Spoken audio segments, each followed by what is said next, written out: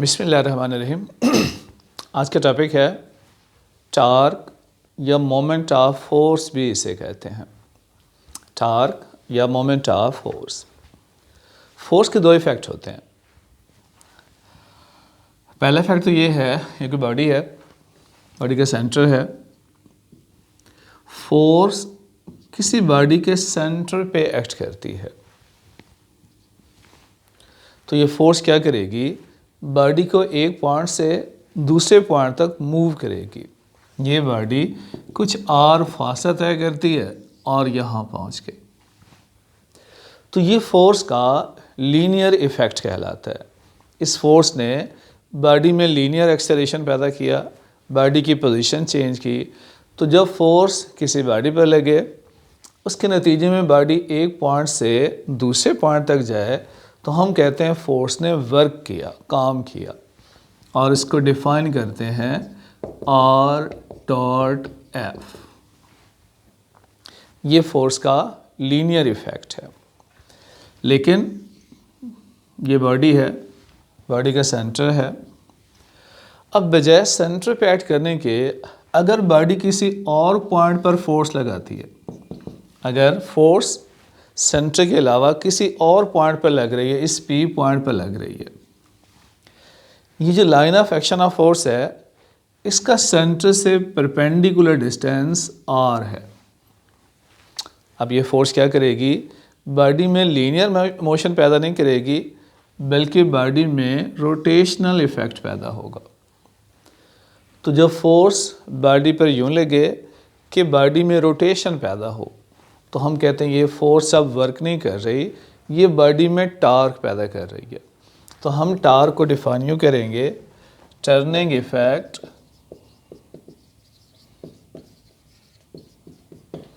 Of force is called torque.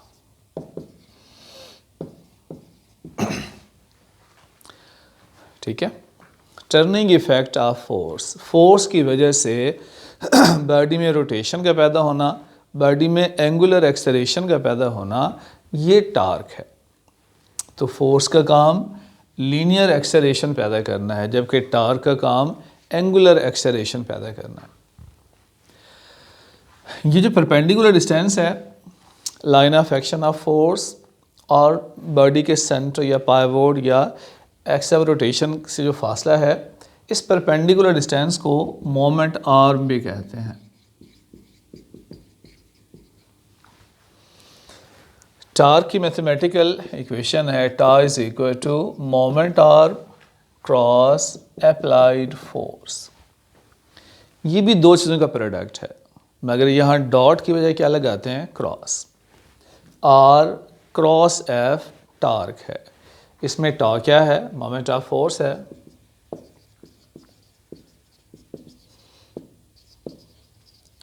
और moment arm है, और एफ अप्लाइड फोर्स है।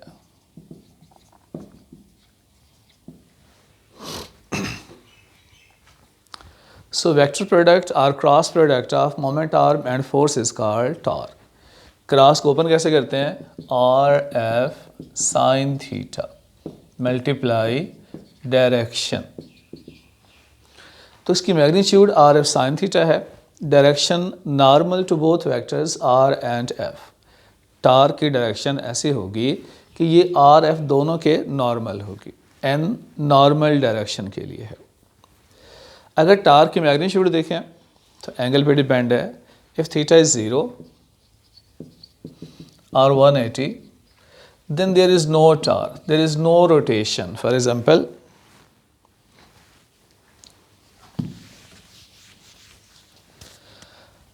ये बॉडी है, बॉडी का सेंटर है, ये मोमेंट आर्म है।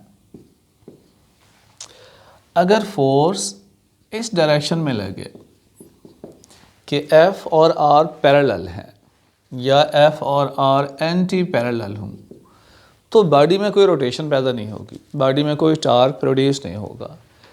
0 और 180 के अलावा कोई एंगल होगा तब टार्क पैदा होगा, मगर मैक्सिमम किस एंगल पे होगा, एट एंगल 90। जैसे ये है, यहाँ आर और एफ के दरमियान एंगल 90 है, so maximum torque will be produce. So for maximum torque angle should be 90 and r f sine 90. R f is maximum magnitude of torque. इसका यूनिट क्या होगा? डिस्टेंस का मीटर और फोर्स का newton. Metre newton is unit of torque. किसी body में rotation दो तरह से हो सकती है. बॉडी क्लॉकवाइज भी रोटेट कर सकती है और एंटी क्लॉकवाइज भी. तो टॉर्क भी दो किस्म का होता है, क्लॉकवाइज और anti clockwise. But we always take anti-clockwise as a positive and clockwise torque as negative. So anti-clockwise torque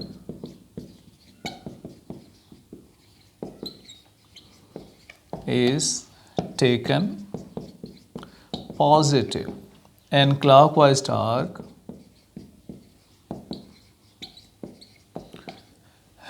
is taken negative. हमेशा एंटी क्लॉकवाइज टार्क पॉजिटिव होता है और क्लॉकवाइज टार्क नेगेटिव होता है.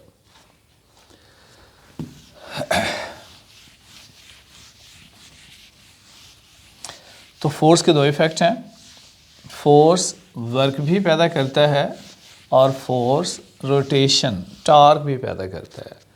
वर्क है r dot f, r f cos theta, जबकि torque है r cross f, r f sine theta. इसको सिंपली यूँ देख लें, अगर एफ कॉस थीटा, फोर्स के दो कंपोनेंट हैं, F cos theta, F sine theta. अगर तो एफ कॉस थीटा बॉडी पर लगे तो बॉडी में वर्क पैदा होगा और एफ साइन थीटा बॉडी में रोटेशन पैदा करेगा. फॉर एग्जांपल ये बॉडी है, ये बॉडी का पाइवोट है. पाइवोट क्या है?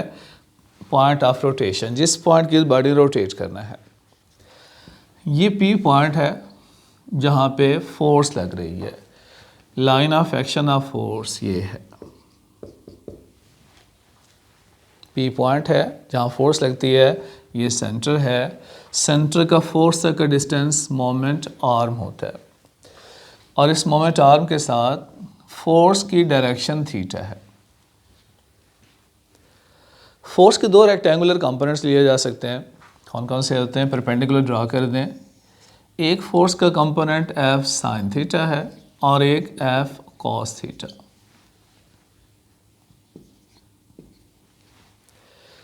ये मोमेंट आर्म डिस्प्लेसमेंट है, ये एफ कॉस थीटा है, ये F sine theta. F cos theta is parallel to displacement. ये वाला कंपोनेंट, फोर्स का कंपोनेंट, बॉडी में लीनियर मोशन पैदा करेगा. बॉडी को एक पॉइंट से दूसरे पॉइंट तक ले जाएगा. गोया फोर्स का ये कंपोनेंट बॉडी में वर्क पैदा करेगा. और जो परपेंडिकुलर कंपोनेंट है, आर के परपेंडिकुलर है, मोमेंट आर्म के परपेंडिकुलर है, ये बॉडी में रोटेशनल इफेक्ट पैदा करेगा. सो एफ साइन थीटा टार्क पैदा करेगा, एफ कॉस थीटा वर्क पैदा करेगा. तो जिस तरह आप कहते हैं फोर्स न्यूटन सेकंड लॉ है,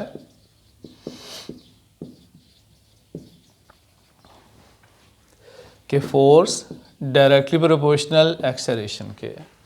फोर्स ने एक्सेलरेशन पैदा करनी होती, जहाँ फोर्स होती है वहाँ एक्सेलरेशन पैदा होता है. इसी तरह एंगुलर मोशन में न्यूटन सेकंड लॉ है, जहाँ टार्क होता है वहाँ एंगुलर एक्सेलरेशन पैदा होता है. अल्फा एंगुलर एक्सेलरेशन है, a linear acceleration, alpha angular. यहाँ कांस्टेंट आप एम लगाते हैं. ये न्यूटन सेकंड लॉ है लीनियर मोशन के लिए. और यहाँ आई अल्फा, आई कांस्टेंट है जिसे मोमेंट ऑफ इनर्शिया कहते हैं.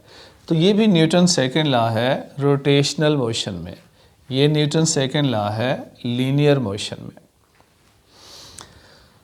सो turning effect of force torque है. इसका डिपेंड, जैसे इसी इक्वेशन से जाहिर है, दो चीज़ों पर है, मोमेंट आर्म और फोर्स पे. इसकी एग्जांपल यूँ समझ लें, एक नट है, आप इस नट को किसी रेंच से, किसी स्पैनर से खोल रहे हैं.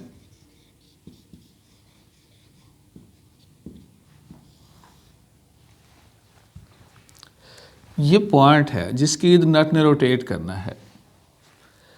जितना स्पैनर की लेंथ बड़ी होगी उतनी आपको कम फोर्स लगानी पड़ेगी इसको खोलने के लिए। गोया लेंथ अगर ज़्यादा हो तो टार्क ज़्यादा पैदा होगा। तो एक डिपेंड इस लेंथ पर होता है, मोमेंट आर्म पे होता है। दूसरा डिपेंड अप्लाइड फोर्स पर है। आप फोर्स यहाँ अप्लाई कर रहे हैं तो जितनी ज़्यादा फोर्स होगी उतना ज़्यादा टार्क होगा, और जितना ज़्यादा मोमेंट आर्म होगा उतना ज़्यादा टार्क होगा। अगर आर कम होगा तो फिर फोर्स ज़्यादा लगानी पड़ेगी। ठीक है, so torque will depend on two factors, moment arm and applied force.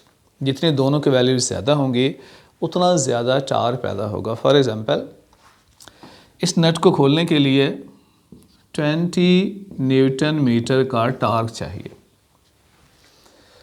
अगर आर की वैल्यू है 5 मीटर से मीटर, फोर्स आप 4 लगा दें तो भी नट खुल जाएगा। लेकिन अगर आप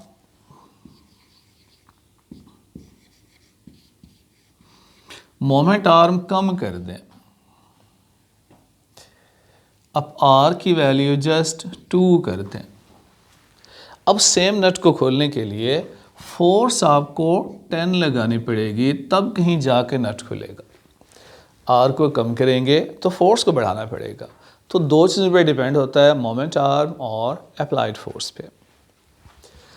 सो इस टॉपिक को देखिएगा, कोई प्रॉब्लम हो तो डिस्कस कीजिए। Thank you.